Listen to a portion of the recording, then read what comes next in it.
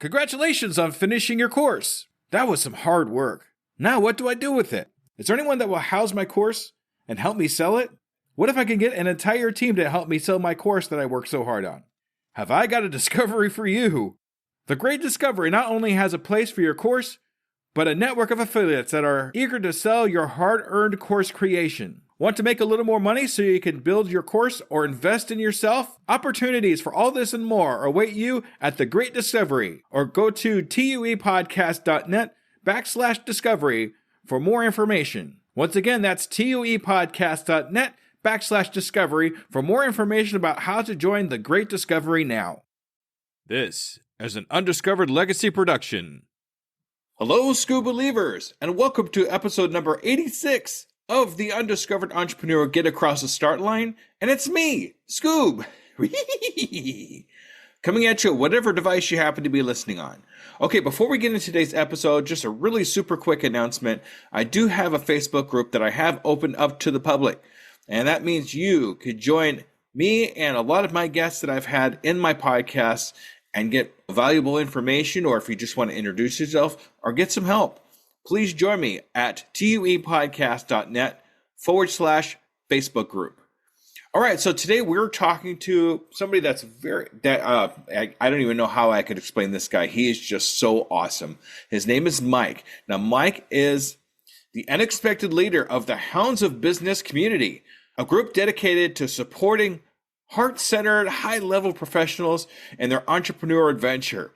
He's transformed his approach to business by embracing authenticity and letting his true self shine. And you're going to see a lot of true self in this episode. Also, as a self-dedicated Rocky Balboa of business, Mike overcame poverty and self-doubt to become a successful entrepreneur and mentor. He advocates for courage before confidence and emphasizes the importance of inner work in achieving big business. I just can't wait to introduce him, so let's not wait any further.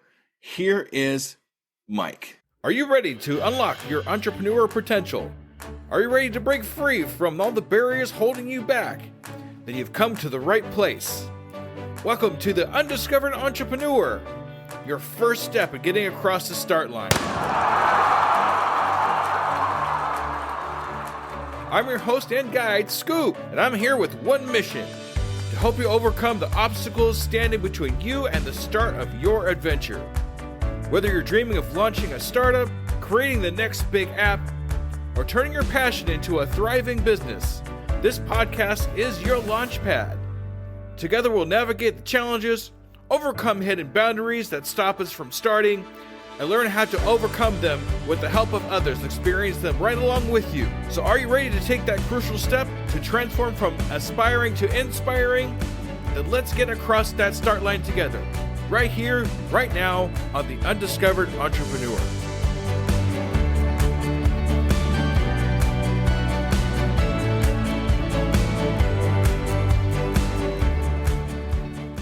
Salutations, School Believers, and we are here again with another amazing entrepreneur. Today we're here with Michael. Hey, Michael, how's it doing? Hey, fair to middling, buddy. How you doing? Fantastic. Thank you so much for taking the time out of your day to be on the Undiscovered Entrepreneur. It's fantastic to have you on the program. Oh, man, pleasure being here. Love your stuff, man. Great stuff. Oh, thanks. I appreciate that. All right, so before we go anywhere else, I want to ask you a very semi-serious question. Okay, you ready? I'm ready. All right, here we go. Are you a Scoob Believer? Who isn't? Heck yeah, I'm a Scoob Believer. All right. I even got the T-shirt, man. You got a T-shirt? I got one before you, it sounds like. Yeah, I have to hook you up, man. I make Scoob Believers T-shirts, man. That's what I do. Nice. Appreciate that. Nice. You're welcome. All right, so Michael, do me a favor here, and in the beginning, let's just kind of get a little idea of who you are and how you got across the start line in your entrepreneur adventure. Woo, I wish that was a straight line, Scoob, but I'll try to keep it concise there. So I've basically been the Rocky Balboa of business my whole life, man, or life in general. Just get beat up so bad that life sometimes says, hey, just give him something. And I think a lot of folks, since there's new entrepreneurs that listen to this, can really relate to that. But I grew up just kind of a little backstory. I grew up just really poor. I bounced around from the city to country areas. And I was all passion and no clue. Didn't really fit in as a kid. I went to college, got 2 college degrees, overly educated pink neck, so to speak. And I was just chasing anything I could, but I just didn't have the guidance. Nobody in my family was an entrepreneur. Nobody really did much in there as far as higher education. And so I just kind of bought into that American dream, get a good job, right? Be happy, go to work, go to church kind of stuff. And deep down inside of me, I tried to suppress it, but I couldn't. Deep down inside, there was something that just wanted to be somebody and do something special. And I just kept telling it to be quiet, but it just wouldn't. And so really everything come to fruition in around COVID, right? Everybody's got that pivotal COVID story, Scoob. And that story right there, man, that launched me into a whole new realm that I've actually wrote in a book about how I became the unexpected leader of the Hounds of Business community and did what I would never believe I'd do, which is teach marketing, sales, and consumer psychology centered around social media and LinkedIn. So maybe that's the story you want, because I don't want to go all the way back to second grade. But yeah, it was unexpected leadership. And honestly, if you want me to get into the story, I can give you the mini version. It's funny. But I had to find it. I had to find my way. I think that's where a lot of entrepreneurs go wrong, right? You learn the technical skills, you learn stuff, you need that, but you have to do like Elvis said, do it your way, right? And I think that's where people screw up. It's like learning the cha-cha. If I learned the cha-cha, my country self did that, it would be funny, right? I would be stepping on toes, counting steps, women would giggle. But once I got the technical down, then I put my own voice, my own flavor, my own style into it. And I think that's where people kind of get lost. They just I did the sales pitch, but it didn't work. Yeah, because it's not you. Yeah, you're completely you, Scoop. Right? You do your your Scooby impression and all that good stuff. You don't care. And I think there's a lot to be said for the mental game before you go working on your marketing game. Yeah, that is so, so true. We really have to be able to work on ourselves before we can get anywhere else. If we're not good with ourselves, then, how are we going to be good for other people? So Yeah. I'm really interested in you're saying you're the unexpected leader of the Hound Dogs. How do you become an unexpected leader? That's very interesting. Yeah, let me tell that story because I tell it all the time on the group calls, and it's never a script. This is the most realest thing ever because I think people can relate. I know people can relate to it because they're in the hounds. So right after COVID, I was in finance. I'm actually the redneck financial coach, but I never talk about money or finance. And people ask me, why don't you talk about it? And the easy answer is nobody wanted to hear about it, right? Especially on LinkedIn. They're all trying to sell their stuff and be seen. So what happened is right when COVID hit, I was getting a little bit of my stride. So instead of being told no 1,000 times, I was getting told no 998 times. And I had started a business to help support the back office of other financial vice presidents. So I was starting to gain traction. I finally, as poor dirt my whole life, I finally made 6 figures. And COVID hit, and I just started losing heart. So I did the worst thing you could do. I was 38 at the time. I hated social media.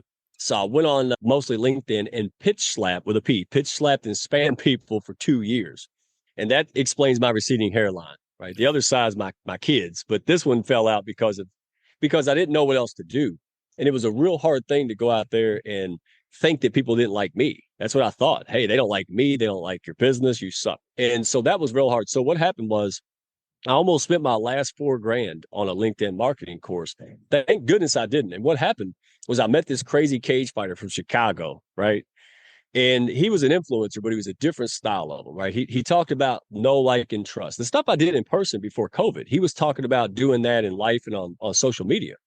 And everything he was saying, I really resonated with. Here's what happened. Long story shorter. So around Christmas time, I was sitting outside in Kentucky freezing my tail off.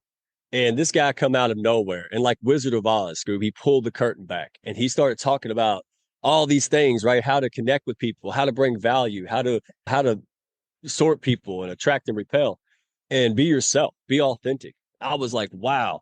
So I burned this guy up for 3 hours. He's giving me this stuff I almost paid $4,000 for, right? So fast forward, and this is how the Hounds got started, my unexpected leadership. So from December to March, he was putting us in a group. I was learning all this stuff I didn't know, how to do live streams, all this stuff. And then he called me up one day, and this changed not just my life, but many lives through the Hounds and a lot of entrepreneurs and business owners. He called me up and he says, "Hey man, your profile picture sucks and you're wearing a suit. Why?" I said, "Wow, man, they don't parse words in Chicago, do they, right, Scoop?" I said, "Wow." I said, "I'm a fiduciary. I'm supposed to brush my teeth, comb my hair, take a bath, that kind of stuff." He says, "Is it working for you?" No, I make more money crushing tin cans. No, it's not doing anything. He says, so why don't you let yourself out? He says, why don't you just, he said, you talked about chickens when you explained investments for Pete's sake, right? He said, why don't you put your hat on, your camo hat, and just let that all go? I said, man, you must be out of your mind. You must be sick. I said, I'll be the laughing stock. It'll never work. He said, is it working now? What do you got to lose? My goodness. Yeah, that right there. I said, you know what? Unless you got a shovel, you can't go further than bottom. And I had no interest in doing that, Scoop. So from that point on, I said, you know what? I'm going to be me. And it's not like when I did Larry the Cable Guy in reverse for folks who can't see this. This is not a costume. I'm sitting here in my flannel sleeveless shirt, right? My camo hat, and I don't care. I do this at church, $1 million deals everywhere. This is just who I am because I want to be happy. That's it, period. And I told you backstage, if I couldn't be happy in business and be myself, then I'll go be a rodeo clown or something I can be successful at. So I like Field of Dreams. I built it. So when the guy, he got kicked off, my mentor, he was teaching me stuff. He had a big mouth, right? You make the wrong people mad. He got kicked off finally. So I became the de facto leader. Long story short, if I ever had one, this is what happened.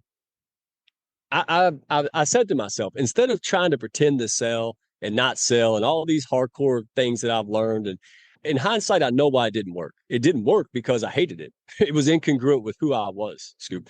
So I had to find a way. And I said, you know what? I don't have nothing to lose.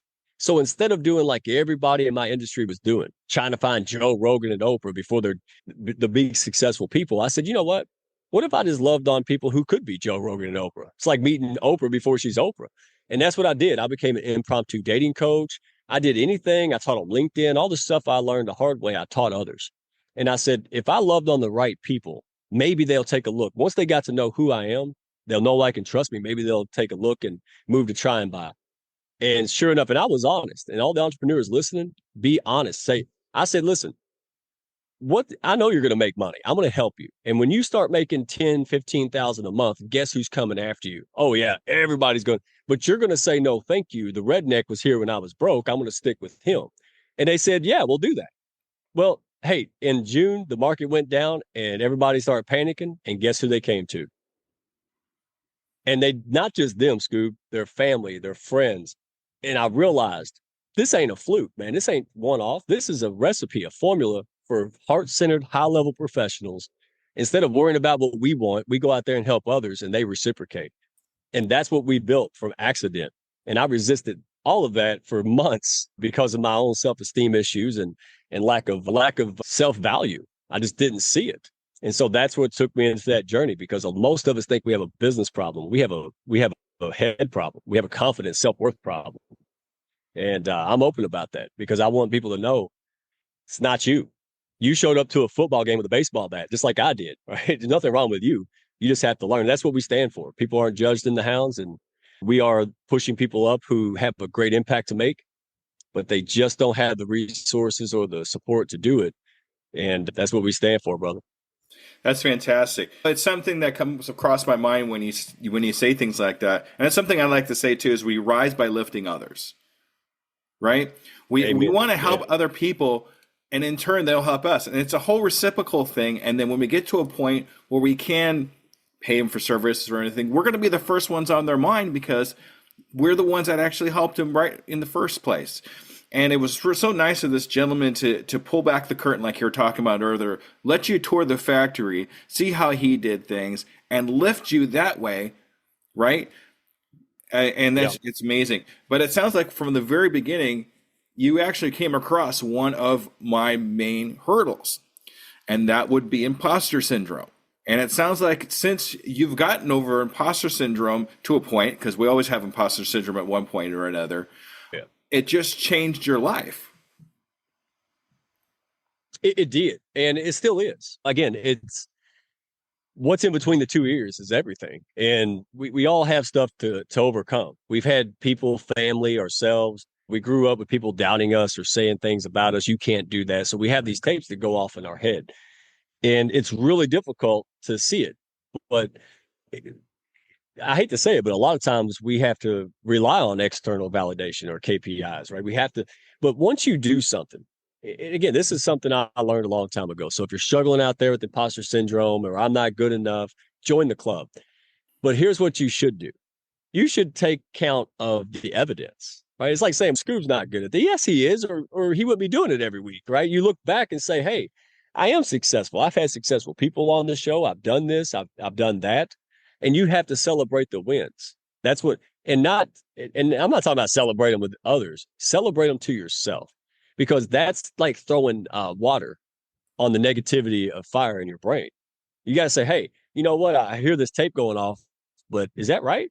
I just did A, B, and C, right? So celebrate those little wins. If you're an extrovert and you stood up and talked for 5 seconds, dadgummit, you should really celebrate yourself and say, I did that. And you stack the other win on top of that. And then one day you keep doing that. And hey, you look in the mirror, you made that person, you made that man and woman, right? If trial by fire. And by the way, I'm a firm believer, Scoob, if you can't let it be, if you can't let those tapes or something that someone said to hurt you, use it as fuel. Hey, I was working the other day and I was going to stop, and somebody's negative tape went off of my head and it just put me down. It was bad. And it has been years since I heard this. And I said, you know what? I got you. And so I'm working and my wife comes in. She's like, it's Friday. Why are you working till 8 o'clock? I said, because they're not. Because they're not. Because I am going to do this. I'm not going to talk about it. I'm going to make things happen, because that negative tape could have done two things. Could have knocked me down and kept me down, or I can learn to use it for fuel. So if somebody throws a bag of horse dung at you, you can either let it soil your day, or you can use it to make your fertilizer factory stock go up. Does that make sense? Oh, it makes perfect sense. So it's all the way you see it. It's all the way you see it, brother. It's what we do with that tape, as like you were talking about earlier. It's what we do with that information is what makes us who we are as humans, right? Do we turn that thing into something that's going to bring us down, or do we turn that into something that's going to say, hey, you said I can't do this, just watch me do this, and then do the thing, right? And I think I heard this the other day. Frank Sinatra said this, the best, I hope I say this, the best, come on, brain. Oh, gosh, I love editing. Let's see. The best revenge is massive success. So we use this negativity from other people as fuel. Watch me do this, and I will accomplish what you think I can't do. Absolutely. And use it for fuel, not just because you don't want to get up every day and just do stuff to counter others, but use it as a way to do the hard work. No, we bury our head in the sand for a reason, right? We buried the childhood trauma and all this stuff that we deal with, and we just carry it around. So use that to dive in. I faced massive betrayals and all kind of things, man, from people. And I had to realize one day, hey, dogs bark, cats meow, people. I'm responsible. It doesn't mean it's right. Doesn't mean that they should have done it. It means that if this continues to happen, it's me. It's not Scoop's fault. It's not their fault. I have to live with me. So I had to learn, why am I not setting boundaries? Why am I not doing this? Because oftentimes it's something stuck. It's not the business. It's like when you give a sales pitch, somebody's ready to listen and they were going to buy, but you couldn't close the deal. Yeah, you got to ask yourself, what is that? Because you may not believe it. How the heck are they going to believe it? If you don't believe in you, they're not going to believe in you. So you can have the best sales scripts on earth, but unless you own it, and that to me takes a lot of inner work. You have to dive in and go, hey, what's my flaws? What's the truth? But once you come out the other side of that, nobody can hurt you. And you really can't, because you're basically obsessed with the mission. Right now, this impact, I want to see it on a scale. Hundreds is great, but I want to see tens of thousands. I want to see millions. I want to see millions of lives changed. It's not just about making money. If thousands of heart-centered, high-level professionals, if we got to do whatever we wanted every single day with whomever we wanted, then we can make a serious dent in stuff that matters. Food insecurity, homelessness, right? Equality. And that's what the Hound stands for. And out of the pain and being rejected for 40 years, now at 43 years old, I'm leading an amazing team and community of people who believe like this. So whatever you're struggling with that you're avoiding out there, face it, because what stands in the way becomes the way. And I think that's what's the problem, right? Once you can overcome that, how powerful it is to look someone in the eye and go, I understand you. I've been there. And you tell them the hard truth, and they take your advice because they believe you, right? Because you've been there.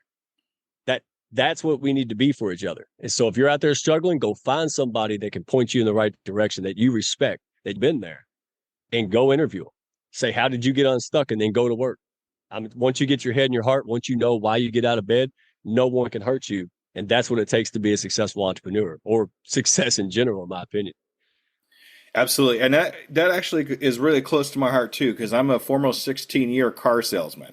So if you want to talk about having to have that mindset, and if you don't believe in your product, you don't believe in yourself and your capabilities, there ain't nobody buying anything from you. And it's so weird how it worked for me was like, if you're not selling anything, you sell nothing. And people feel that. People know that negativity that you have in your heart. I got to sell this. I got to sell this, or otherwise I'm not going to make money. It hurts. It's not good. Yeah, it does. But when you sell something, suddenly you're selling everything. Everything turns to gold because you have that confidence. You have that, okay, now it's working. Everything's working. So that's awesome. And you bring up a good point. Take responsibility for your actions and what you do. Say, hey, I did this. Yes, I did this. Whatever it is that you have to take responsibility for, good or bad, because it's going to show you as a real person that takes real responsibility for what you do and what your accomplishments are. And when we do change a life, we don't just change that life. We change the lives of everybody that touches that life, and so on and so on and so on. And that's how we change the world. By changing one life, we could change many, many lives behind that. The compound effect. Absolutely. And there's things that I've done in just a short amount of time that I'll never see. The fruit that I'll never see. And I was blessed. I was blessed to be the catalyst. We're the hounds of business, right? We're not the hounds of therapy or kumbaya. But honestly, we were born out of a friendship group. We rallied behind each other because we believed in each other. We were struggling together in the same kind of ways. And that's what launched some of the most innovative projects. I probably made 10 cents an hour on the very first project when it was all said and done, Scoop. But I didn't care because I cared about this person. They gave me a chance, right? And I wanted to prove that I could do it for them. And it's like playing an Olympic-sized ping pong game, right? You hit the ball a little bit, I hit it back. Before you know it, man, we've got this fiery speed game going. And that's a fun feeling. So, yeah, I'm with you on that, man. I find your tribe, too. Because we touched on something earlier. Yeah, help the right people. Keyword, right people. Test people, discern people. Know that not everybody's going to share your heart, right? But look for people who show and demonstrate core values that resonate with you. I'm seriously in this to help people. Help myself, help my family, right? Change that generational baggage. But then also go out there and help others do it. I don't talk about it much, but somebody opened up about it. And I shared my recovering alcoholic story, right? 8 years sober. And I had no clue. 2.5 hours, I said, oh, nothing's going to happen. Everything I said, they took action on, man. And to be the catalyst, unbelievable. So in your business, the same thing. Stop acting like it's weird or you're taking money from people. Get over yourself. You're out here trying to use your business as an extension of who you are. And it has value and they have a solution. And if you don't do that, and if you don't own that, if you don't spend late nights getting over it and learning your craft and getting healthy inside, then they're going to go waste money elsewhere. And I think that's the key. So even in business, especially in business, you can have a compound effect. It's more than just selling products, guys. So thank you for that, Scoop, because that was gold, brother. Oh, thanks. Yeah, I love talking about that. And you are, when you're doing something where you don't care if you're paid 10 cents or at all, really, you really get into this. Right. You're in your zone of genius. You're in your zone of genius when you're doing something you love so much, you don't care if you get paid or not. Right. And I always talk about that in my podcast. If it's something that you love that much, you go do it. Go do it for free. It's all it's going to do is make you feel better that you're helping other people accomplish what they need to accomplish in their lives. And that gives you that nice, warm, squishy feeling in your chest right there, because that's what that is worth more than any kind of money that you have. And you make a good point about making sure that the people you surround yourself with are good people that you can lean on, people that understand you. We are the combination of the 5 people we hang around most. So we have to be careful about what 5 people those are. And you make a good point about the whole thing too. Is like, yes, we want to get paid. We're entrepreneurs. That's what we do. That's how we keep things going. But the money is the byproduct of how well we serve others. So make sure that we are serving others first and the money will follow. It's not the other way around. Hey, gold, man. Why ain't you in the hounds? We got to fix that. All right. So I love what you said, because guys, I'm not a theorist. I'm a practitioner. I do things, right? I know, I, and I could tell Scoob does too. So I'll give you a prime example about that. Free. All right. Sometimes you got to start off. That's all you can do is free. Nobody, you have no authority. Maybe your branding's off. There's something going on, but maybe free is all you can do. But I'll tell you what, I did it the other day. I said, oh, I'm going to do this and I'm going to work on this program. And I did it. I put the person on there. They got success. It was funny. It was cute. It was innovative. And they didn't pay me for it. And it broke me. I was like, oh man, what the heck? Like, how could you not pay me? And I know it worked because the next day they were like, can you do it again with this code? They wouldn't have said that if it didn't work. So when you go out there and do things and people don't go with it, you know what I did, guys? I took that and I showed the other 4 people who became a sponsor quick, right? So go out there and do a couple things, and not just free, but trade. There's people out there, you have cookies, they have milk. Go out there. If you're struggling and you're just implementing stuff in your entrepreneurial business, then go find you a business strategist, right? Like that's what I did. Christine Bell, one of the best, most brilliant business strategists. I couldn't afford it. I could never find it. But because we're in community and I had the specific sales piece that helped her fill in the blanks. So we crossed over. And now we promote each other. Now we help each other. We refer people. We bring each other business. So go out there and find a dadgum partner that you can cross-pollinate, learn from, and grow with. That's the ultimate, my opinion. Doesn't always have to be about money. There's other things, other practices, other experience that you could trade with other people. And you make a great analogy. I love that milk and cookie analogy because now you're making me hungry. But Me but too. I'll give you a good example of that too. When I first started 3 years ago, I came across a gentleman who did graphics, and it was something I actually kind of wanted in my podcast, in my YouTube channel. But at the same time, it's like I couldn't pay the guy, so I was like, "Hey, how about if I give you 6 months of free advertising on my podcast?" Perfect. He gave me the graphics.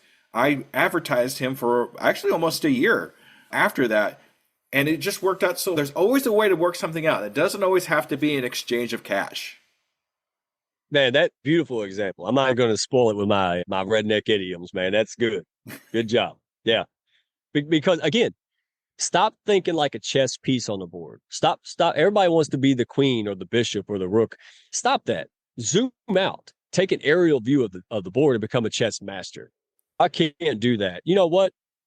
I'm going to go like water. I can't go through it. I'll go over it, under it, around. I'll find a way. I'll create a way. I'm a creator. And that's what I do. I take things, I innovate them, and I make it work, but don't work. Do it anyway. Find a way. You're an entrepreneur. You ain't got no rules. You left that job. That you need to make the rules. As long as it's not illegal, immoral, and unethical, who cares? What's the worst that can happen? It doesn't work? Then don't do it again. But how are you supposed to know if it don't work unless you try it? I will look like the biggest goofball. I don't care. I test. Now I do it in secret as much as possible. But I'll go out there. I did some donkey thing the other day. I can't remember, but I know it was like, man, that was really bad. But you know what?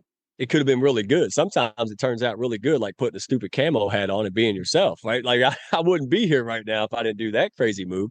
So here's another one that I think you'll like: courage before confidence. How did you get the confidence? Man, I had no confidence. That's another one of your 4 stops, right? That I didn't have no confidence. I had courage. I had courage to be rejected again. I had courage to look like a donkey. That's what it takes. So don't believe this confidence stuff. Go get beat up a little bit. You'll gain some confidence, or you'll quit. At least you know where you're at. That way we don't have the regret of not knowing what's on the other side of what we could have done. And you actually hit a good spot too for failure. It's what we do with that failure, what we learn from that failure, and take it into our next adventure so we don't do it again, or we can help somebody else with that story of failure and improve what they're trying to accomplish. So failure is not really a failure if you really think about it. Failure is there. Failure is what we do as entrepreneurs. It's going to be part of it because that's how we learn things.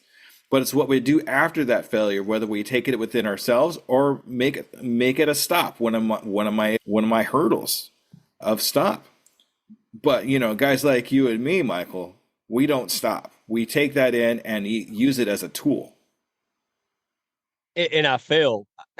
Honestly, if anybody wants to get into the who failed the most category, I might beat you. I'll be honest. You're right. It's failure, we hear this and we hear this all the time in self-help books and failure, fell forward and all this stuff. Listen, if you're failing over and over again with the same thing, you got a problem because you're not learning and you're truly, you may say, oh, I'm learning and growing, but you're not, or you wouldn't be on the same hurdle, right? You're on the same problem. Here's how I look at it. Life and business and entrepreneurship is just one continuous challenge after the other. It really is. There's no arrival. I don't know what that is. If there's somebody out there who knows, let me know. But there's no arrival. Warren Buffett has money problems. We have money problems. The difference is he's trying to pay less in taxes because he makes too daggum much, and I'm trying to have his problem. Does that make sense?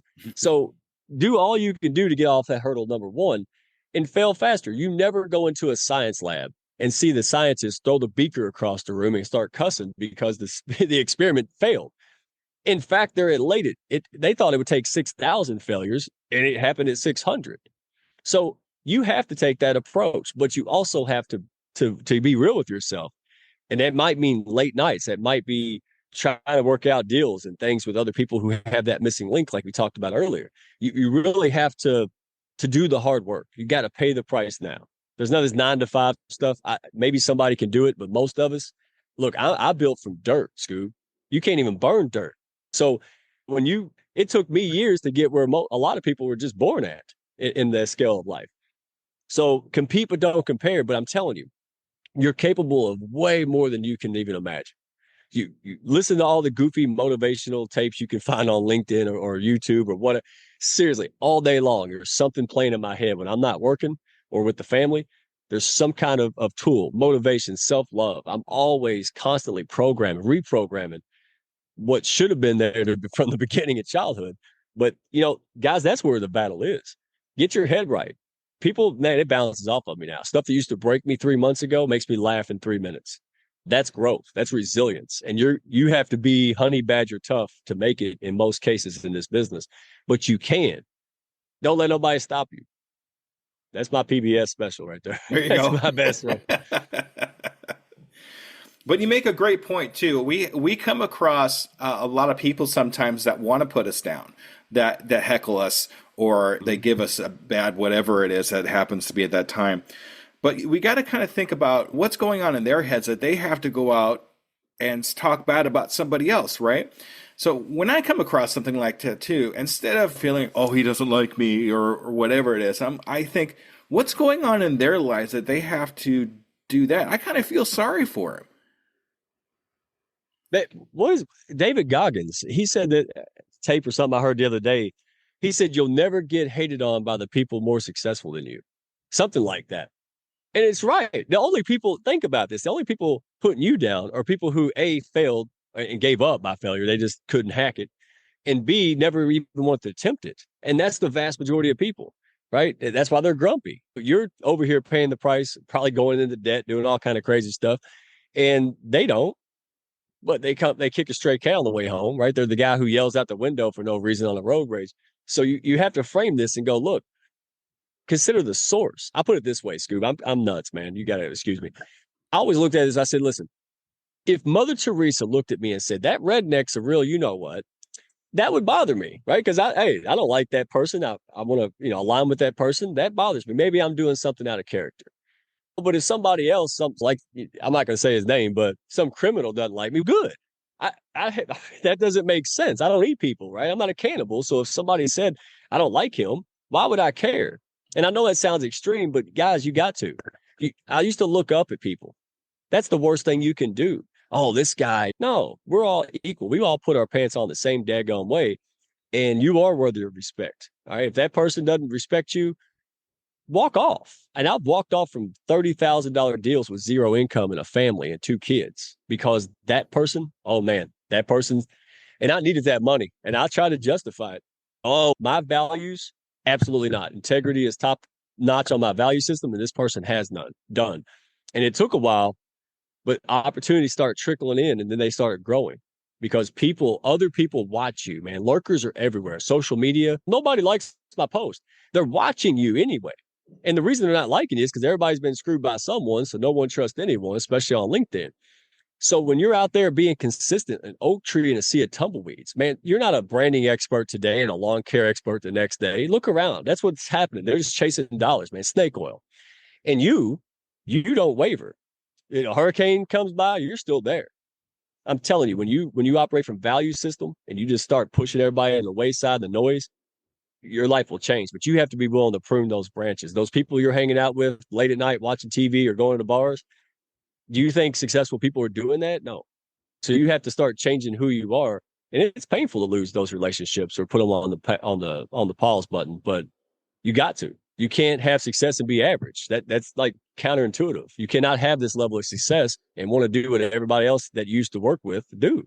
Does that make sense? Right? You can't have your cake and eat it too at the beginning. Yeah, it makes perfect sense to me. You can't be hanging around the people that are average and think you're going to be bigger than what they are, because that's what you're surrounding yourself with. It actually circles right back to the 5 people that you surround yourself with most. So, and the other thing too that kind of caught my interest when you were talking there, comparison. We don't want to compare ourselves to other people. We want to compare ourselves to ourselves, what we did a week ago, a month ago, a year ago. Comparison is the thief of joy. The more you compare yourself to these other people, you're gonna get that imposter syndrome, because I'm never gonna be like them, no matter how hard I try. No, that's not the way we want to think about things. The way we want to think about things is, hey, I did this last week and now I'm better at it. I did this last month and I actually got a client out of it. I did this last year and I've actually was able to quit one of my jobs because I work 2 full-time jobs. But at the same, so we got to really think about it that way instead of comparing ourselves to other people. Man, unbelievable. You get this. You absolutely get this, right? And so compete. My mentor told me compete, but don't compare. And I never understood that for a long time. I do now. I absolutely get it. But those people, and I ain't gonna lie, I've had some people that they treat me like the valet parking, right? Like they're so big and I'm so small. We all encounter that. But you know what? I flipped the script. In less than 2.5 years, I've got people who made some of the most amazing things. They made some of the candy we eat daily since the 80s. They're coming to me now. And I don't mean that to be cocky. I used to say this all the time. I was like, I feel like a poor kid waking up in Santa's workshop every day, just being around these people and having this opportunity. And someone, Scoop, said, hey, you got to quit saying that. I said, why did I need to quit saying that? They said, because you're Santa now. I'm the last to know. But again, I didn't do it for that. But then I turned around and said, you're the elephant with the tiny stick. You're the ginormous elephant that still thinks that tiny stick in the ground that you had since birth can keep you where you're at. All you got to do is sneeze and you'll pull that stick out. And that's what you guys have to be on. You're a baby. We're all babies. But you grow up. And the faster you grow up, the harder you become, the more immersed in self-improvement, true self-improvement, learning all the skill sets, staying up late, going to bed, staying up late, going to bed early, something like that. And you know what I'm trying to say. But that's what I mean. And you hear this stuff and you're like, but this is the real. You just have to pay the price. And then think opportunities come about. I have a lady that popped in a year and a half ago, and I just now kind of hit my first stride. And I'm telling you, if this lady wasn't around, I'd probably be gone. We wouldn't be here right now. If she sprouted wings, I'd be like, yep, makes sense. I wouldn't even flinch. And those kind of opportunities, you can't plan them in a business plan. But when you get smarter and you plan, you open yourself up for more possibilities of these opportunities. More people like you will come into your life because you're doing the things that attract business people. If you're out here talking bad about people, well, you're not going to attract high level caliber people. But if you start acting, and back to the imposter syndrome, fake it till you make it sometimes. Sometimes you have to get in there. You have to just cannonball yourself in it. It's like that John Wayne movie where he just throws the kid in the water. He's like, how old are you? 12? He just throw him in there. It's time to learn. He said, grab some water and pull it to your chest. That sometimes you got to do it. And most of the time in entrepreneurship, you might look stupid or you might feel goofy. But just like you said earlier, Scoop, here's what I learned. If I don't do this, if I don't say this, if I don't try this, if I don't go at it, will it keep me up at night? If the answer is yes, just do it. If I really don't care, then it probably don't matter. But is this going to keep me up at night? And same thing. Somebody disrespects you and it bothers you. Hey, find a way to tell them nicely tomorrow, because it's going to eat at you. It's going to erode your confidence. It's going to erode everything you've got. So protect yourself, protect your self-worth. And I'm just getting off on it, man. You're too good of a host. I'm just can't stop. You got to cut me off, man. I want to respect your time here, and this has been probably one of the most fascinating conversations I've had in a really long time. So, Mike, I want to Wow. do one thing with you here before we go, and I do this with all my guests. I'd like to know what your 6 month goal is. I have always follow up with my guests every 6 months to find out how they've progressed in their entrepreneur adventure. So, where do you see yourself and the hounds in the next 6 months? That's interesting. We're working on the KPIs and kind of measurements of the hounds, but here's where I want to go ultimately, because I'm still working on the 6 month plans. I'm not trying to duck you, but I can finally admit this. And when you can finally say this stuff out loud, then you know you're serious about business. You have a fighting chance in business if you can say that. Somebody said, "What do you want?" I used to give the answer, "Oh, 10,000 people, blah, blah, blah." Here's the real answer. And maybe in 6 months, why not? Crazier things have happened. Somebody's going to walk up to me one day and go, "Oh, it's you. It's you." And I'm like, "Yeah, it's me. Who is it?" And "Oh, man, I love leading in the hounds. Oh, my goodness, I love this. Oh, the hounds is great." And I go, "Leading in the, who is this person?" See, because I'm flying around everywhere. I'm on jet planes. I'm on podcasts. I'm knocking down 20,000 people that are joining the pack right after I get done talking, man, because they relate to us. They get it. They want to be a part of it. They're astray. They found their way home. That's my ultimate goal. And I couldn't have told you that 6 months ago. Scoop couldn't even say the words, but that's my goal.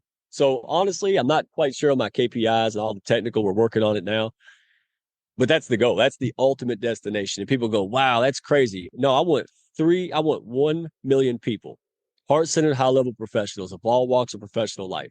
I want 1 million of them in 3 years. People say, "Oh, that's nuts." You know what? Reach for the stars, grab a tree branch. And by the way, watch around you. The people who keep doubting your big visions, I don't know. Maybe they shouldn't be around you much longer. Because I said that to a group of people, half of them went, "Yeah, he's nuts, and we're crazy enough to go with him." And the other part said, "I don't know." And guess who stayed through thick and thin? Guess who's reaping the rewards of our success? Guess who left? So yeah, I'm not trying to dodge the question, but that's what it's about. As soon as somebody walks up and goes, "It's you," and this had an impact in my life, I'm gonna know that all this crap I put up with is worth it. What's funny that you say that because that's actually my made it moment. When I go out like anywhere else, and aren't you Scoob? Yeah, I love and that kind of thing. That's all I want. I don't want a million bajillion dollars. I don't need to have millions of followers or anything. I just need one person to come up to me and just shake my hand and say, "I recognize you. Thank you for what you do." That's all I want. That's It's it. not Because you change their life. Yeah, exactly, exactly. that's it.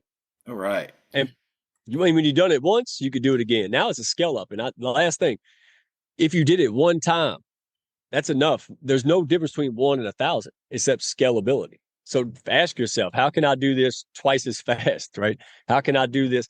That's it. Everybody out here listening going, "I can't do this." Y'all done did it. Probably did it 6 months ago, but you won. "Oh, I did it for free." You still brought value. Stop dumping on yourself. That's all I want to say because that's what's happening. Stop dumping it on yourself. You give me all the reasons and excuses why you can't be successful. I'm going to challenge you. Hounds of Business. Go look us up. Carrier Pigeon, LinkedIn, YouTube. Give us one reason you can't. Just try one, right? And if you can't do it alone, hey, welcome here. That's it.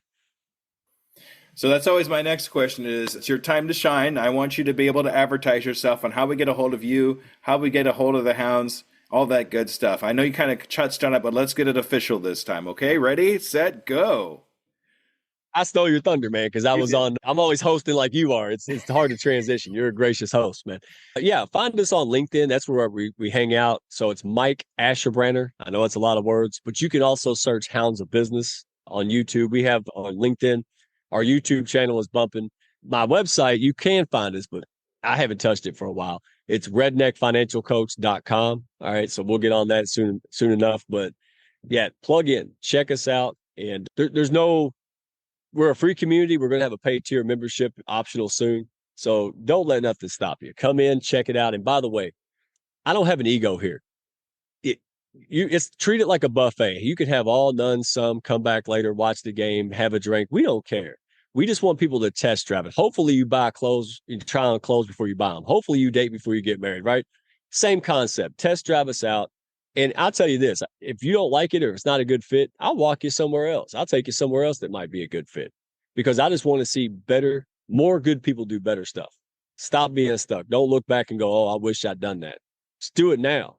I'd rather die fighting on my feet than grovel at my knees. So that's my calling card, Scoob. I appreciate the platform, appreciate you, the opportunity to be here.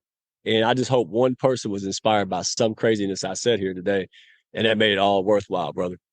All right, awesome. Michael, thank you so much for being the undiscovered entrepreneur. Get across the start line. Thank you so much. And you have yourself a great day. Thank you. All right, Scoob Believers, make sure you stay tuned for the wrap up. All right, everybody. Thank you. Bye-bye. All right, Scoob Believers, that was Mike. Man, that guy had a lot of energy, and this guy has to be the most authentic guy I've ever met in my lifetime. He just ultimately is himself. And you know, it really teaches me how to embrace my authentic self. And you should be able to embrace your authentic self too. I mean, put on your own camo hat and let the true personality shine. Your uniqueness is your superpower, and it will attract the right people who resonate with you and your values and your mission. That's why you shouldn't be afraid to be yourself. You'll have some people, like Mike says, you'll have some people that laugh at you. You'll have some people that doubt you. But ultimately, at the end, the people that you attract, the people that want to hear from you are the people that are going to follow you. And you'll see that more and more as time goes on in your entrepreneurial adventure. And courage does definitely come before confidence. Take bold action, even when you're uncertain, even when you're not sure. And remember that every failure is a stepping stone towards success. Let's not give failure a bad name. Failure is something we can all learn from. We talk about that all the time in the hurdles of stop. Your resilience and your willingness to keep pushing forward will set you apart in the entrepreneurial world. And that is the truth.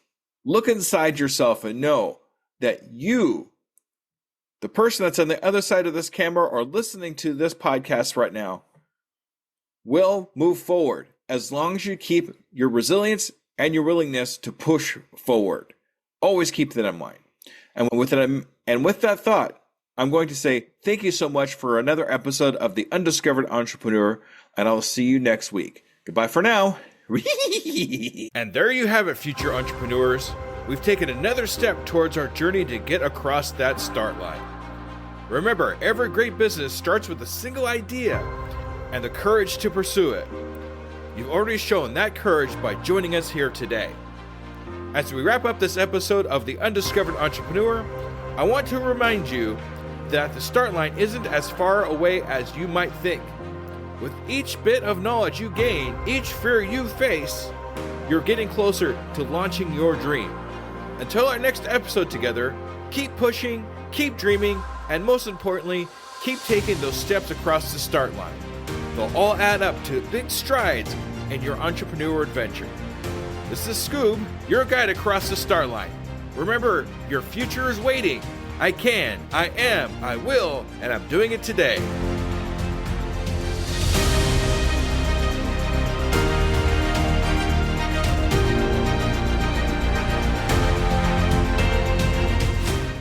Do you find yourself faltering when speaking in public?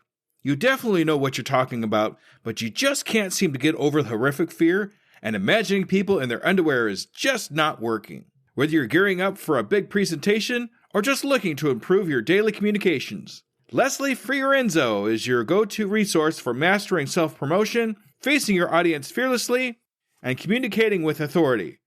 Don't miss out on your opportunity to elevate your game. Contact Leslie Fiorenzo now, or go to tuepodcast.net/speak to step into the spotlight with confidence. Your adventure in public speaking mastery starts here and now. Don't wait to get your voice heard. Book your free consultation at tuepodcast.net/speak to start your adventure in speaking excellence today.